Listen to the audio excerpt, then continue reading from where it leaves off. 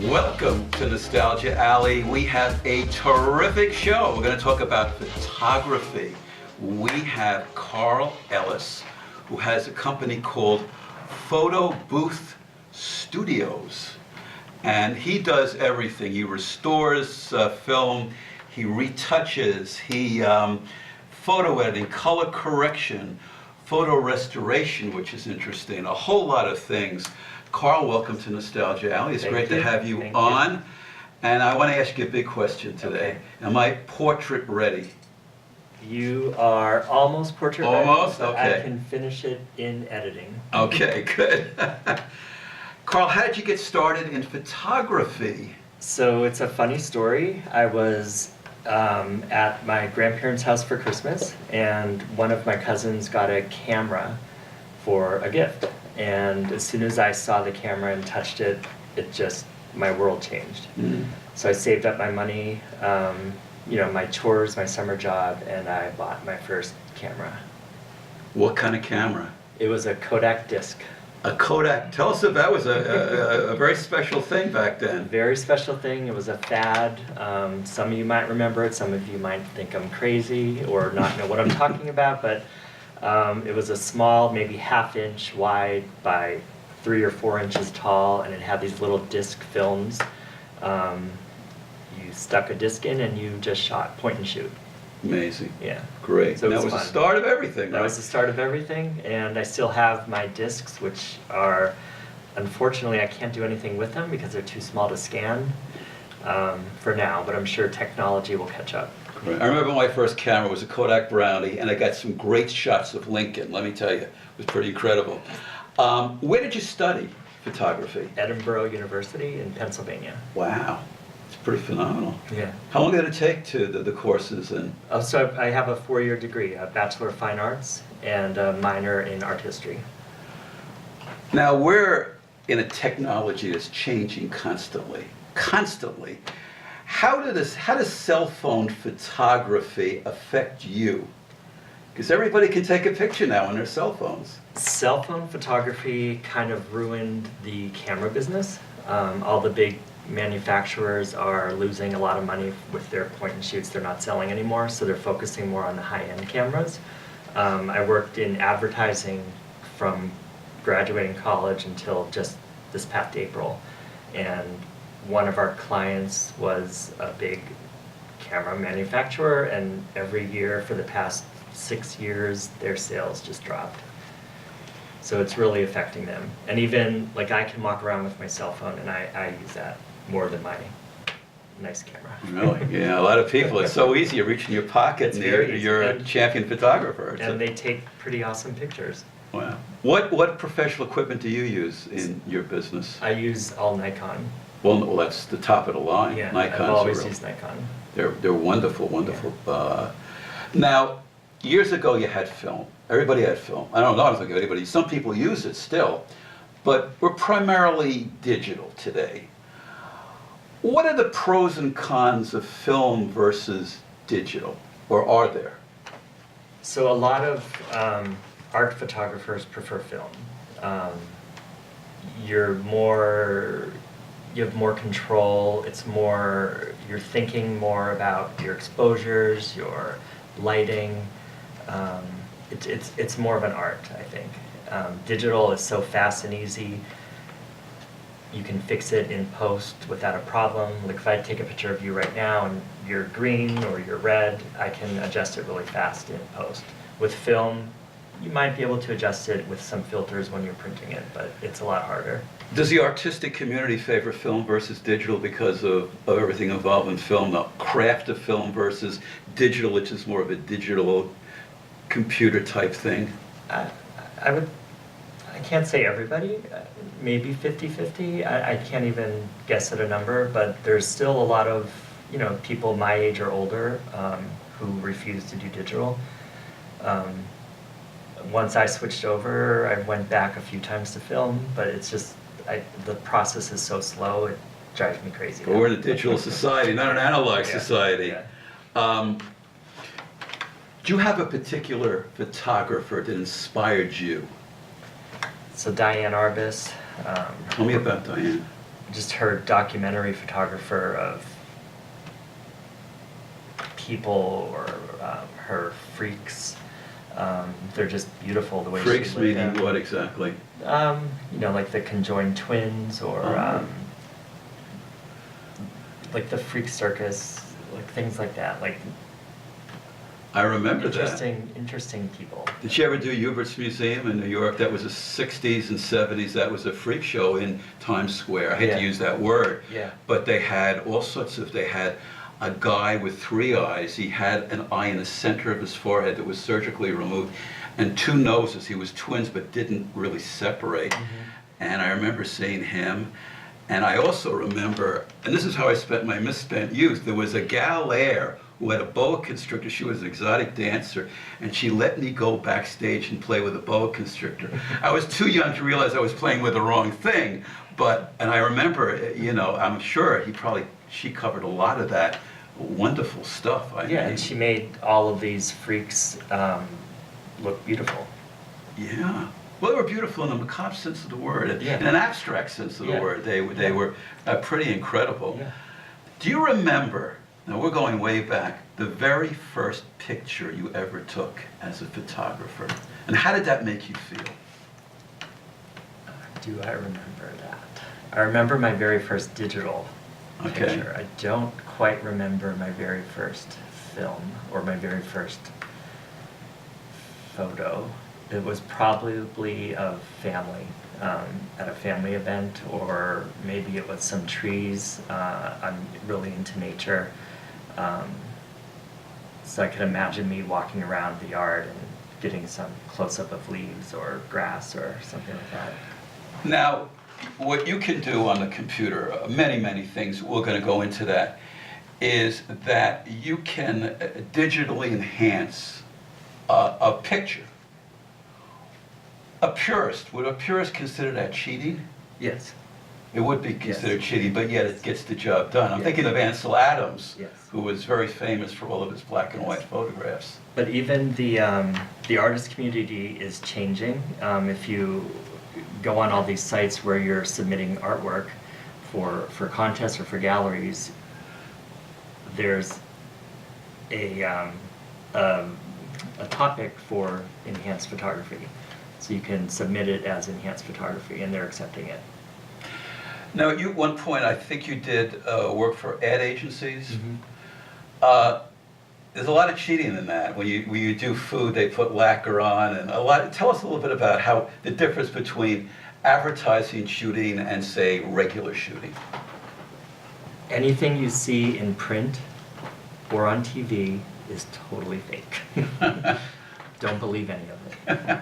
Nothing. You're going to be telling me next there's no Santa Claus. Nothing is real. It's totally fake. They might shoot it for the shape or the lighting or the texture, but it's changed completely from raw to final. No matter what it is, a person for a beauty product does not look the way they do in a magazine. Well, you see that a lot of the cover girls, there's a lot of touching up that goes on. So it could actually be 2 different people. You're seeing this glamorous woman, and off screen or off camera, she's totally different. I remember, what is interesting with this, is that when I started doing this show way back in 75, I had a gal on, and she wasn't a particularly attractive woman. But on camera, she was like Marilyn Monroe. And I would look at the monitor, and I'd look at her, and I'd say, how can that be the same person? So I guess in television, things change a lot, opposed to, say, digital or regular photographs. So this will make me look really good? Of course. All right. I've been doing George Clooney for like years now. I don't know anything about television. I'm all print. You're all print. Yeah. Or still life. Now, as a photographer, what's your biggest challenge? Getting people to relax in front of the camera, to look natural. Honestly, I hate studio portraits. I'd rather take pictures of people in their houses or in their yard with natural lighting, moving around the house like you usually would, or sitting around in the yard playing with your kids.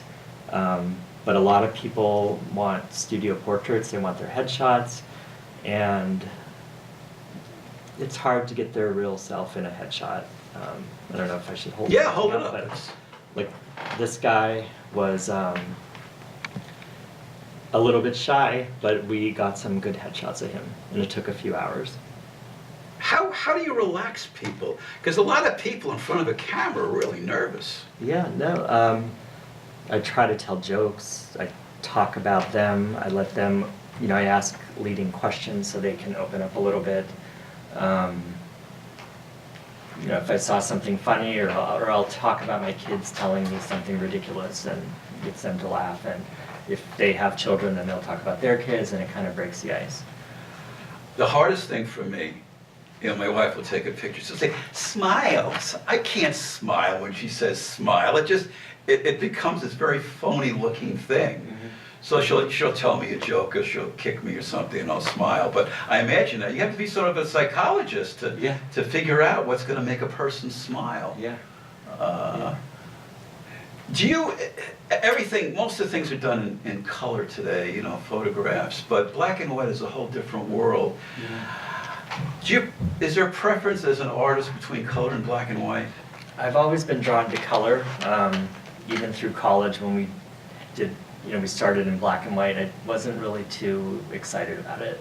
But looking at black and white prints, they're beautiful, and you can make gorgeous prints on canvas or on watercolor paper.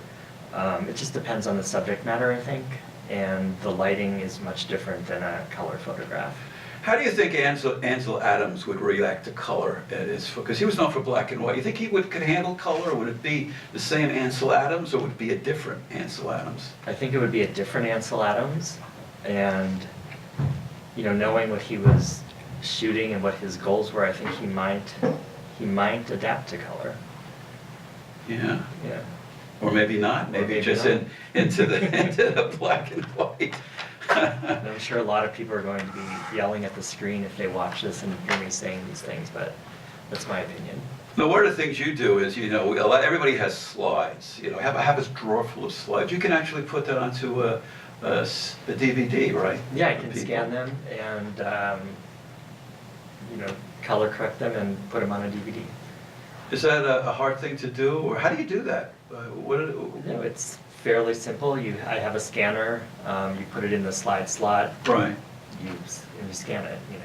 You look at the presets and make sure everything is balanced, and you make a scan.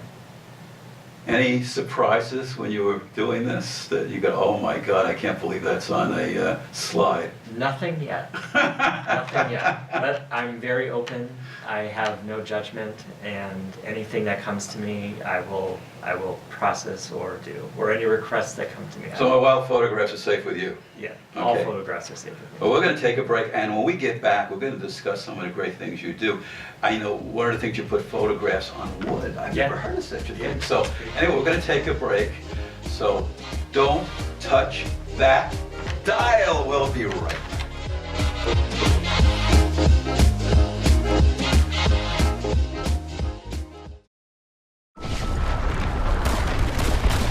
Battles aren't won solely on the field. Battles are won within. Over enemies of fear. Enemies of doubt. In that place where promises are kept. In the heart of every Marine, you'll find a promise. A promise of battles won.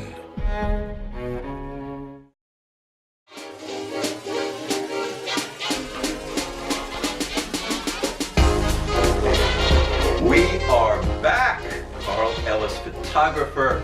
Carl, Photo Booth Studios. I remember the photo booths when I was a kid. You put the quarter and you got a series of pictures that would come out a little slot.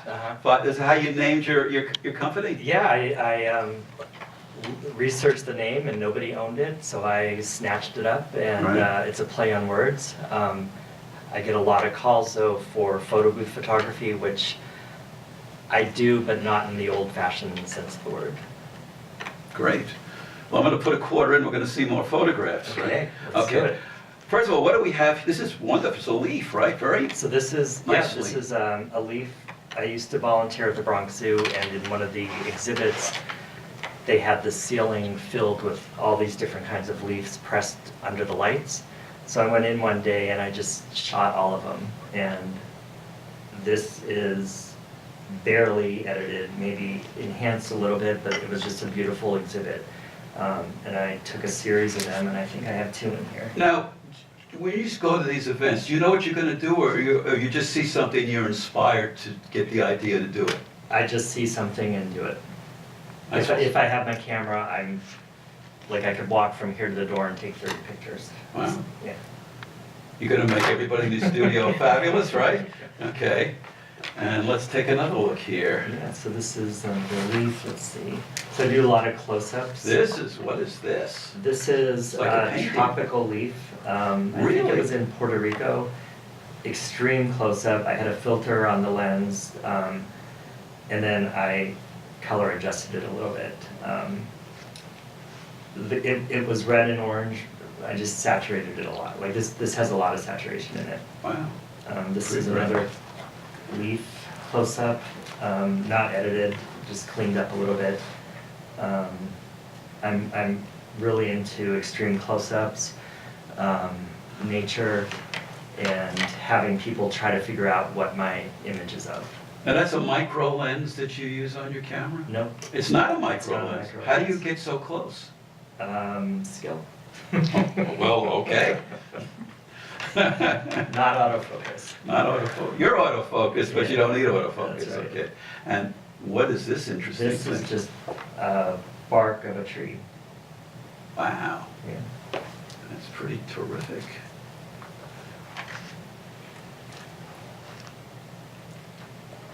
This is, I think both of these are a river running over some rocks in Colorado.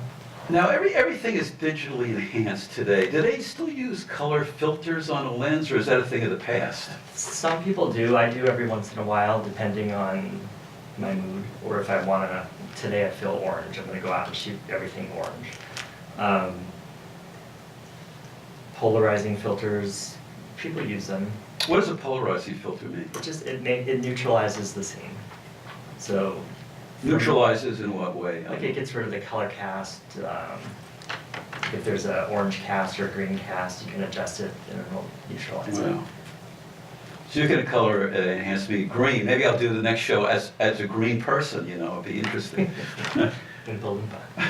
We'll take one more, and then I got to Okay. talk to you about something. This, wow, wow, wow, wow, wow. So this was definitely digitally enhanced. I believe it was a sunset That's a sunset. on a rock with the reflections of the clouds. Wow, how nice is that? That's terrific. Yeah. But that's definitely enhanced. Great, wow, beautiful. Now, you do something I've never seen anybody do, and that's putting photographs on wood. Yeah. This is great. Show the camera Yeah. So some of the this things you've is done. This is just a regular piece of wood that I bought at, you can buy it online or wherever. And I took a photograph with special paper and mounted it on wood. And in Photoshop, I wrote the kids' names, so I could customize any photo that you want and then print it on wood. And the texture of the wood shows through, and it's just an interesting looking piece. That's terrific. And then, of course, And then, what of else but course, maple For wood? you Maplewood folks, which I am one, I have several of these that I have ready to go, whoever is interested. I imagine that living in Maplewood, you've gotten some pretty terrific shots of the town and things around Maplewood. Yeah. The park is really interesting. Maple Crest Park is good.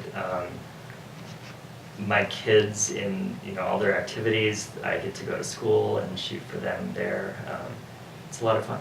You go to school, everybody wants pictures, right? Yeah, yeah, they do. Take a picture of the teacher, your son will get an A, Yeah, right? except I can't release them because they're all private, so it's classroom limited. Now, what advice would you give somebody who wants to get started in photography? Put your cell phone down, get a nice camera, learn lighting, exposure, ISO, just learn everything you can. Learn the different lenses, and just shoot, just don't stop shooting. I think the beauty of digital is you can shoot hundreds and hundreds of pictures, and then you edit the ones you like. Years ago, when you had film, you took a picture, that was it, you know. 26 pictures per roll, whatever it was, and it was like etched in stone. With digital, you make a mistake, who cares? You go to the next thing. And I think everybody's brilliant. I think that, to me, is a con of digital, because film, you thought about every single shot.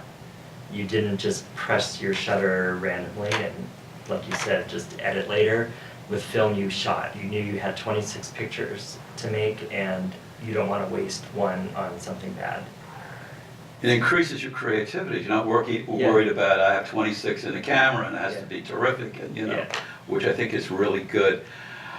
What type of photography do you prefer? Street, portrait, micro? Do you have a love of one particular type of? So I have two different types. I love street photography. If I'm doing a family study on someone, I'd love to be at their house and just shoot them around the house. And make portraits out of those. But on the artwork side, I love doing close-ups. Like these are just close-ups of flowers. This is the stuff I really love. Like this gets me going. This was a shade with the sun filtering through and the moire of the sun reacting with the pattern. So this is what I really love. I think creativity has to be there. I don't know if you can learn creativity. I think you have to You have to be be born with it. creative. Yeah. You know, you Yeah. can't. That's something you can't. You can learn the mechanics, but you can't really learn creativity. That's right. Another thing you do is restoring old photographs, which is terrific. You know, I have some old photographs. Probably shouldn't be restored, but if I wanted to, I could come to you. Yeah. Show us an example of how you can do that. So That's I pretty just have amazing. some small samples. I don't know if you can see it, but this picture was on like an old watercolor picture. It was torn, it was wrinkled, and whoever had it drew on all the outlines. So that was really hard. And it's detail that you can't really see, but they took a pencil and darkened the eyebrows or outlined the lips. And so getting that out was pretty hard. And then this would be the after. So all the rips and the wrinkles are gone, and most of the drawings are gone. Dear God, that's my Uncle Benny. I haven't seen him in 45 years. That's unbelievable. Now some people say that this looks, this doesn't look real, and they'd rather have the damaged old photo in a frame. If a photograph is, let's say this photograph, let's say half of the whole bottom of his chin is missing. Mm-hmm. Can you somehow add that on to a really damaged picture to resemble it the way he might have looked? Is that possible? It's possible. It will take time. You sample from other photos. Like I might ask, do you have another photo of him that I might be able to sample from and draw it in? But You'd have to physically draw it in? I mean, or is there a program on the computer that would in have different Photoshop. chins? Or Yeah, no. Photoshop. Photoshops. You have to draw it in. Wow. What one thing do you like the best about what you do? What gets you up in the morning? Right now, Yeah. I'm still fresh in my new studio, so it's exciting not having a boss. It's great, right? Have you given yourself a raise? Well, I took a big pay cut to do this, but, Okay, but that's it's good. definitely worth it. Now, if somebody wants to reach you, and where's your studio, how can people get in contact with you? So I'm on Highland Place, 9 Highland Place in Maplewood. I have a website, I have email, I have a phone number.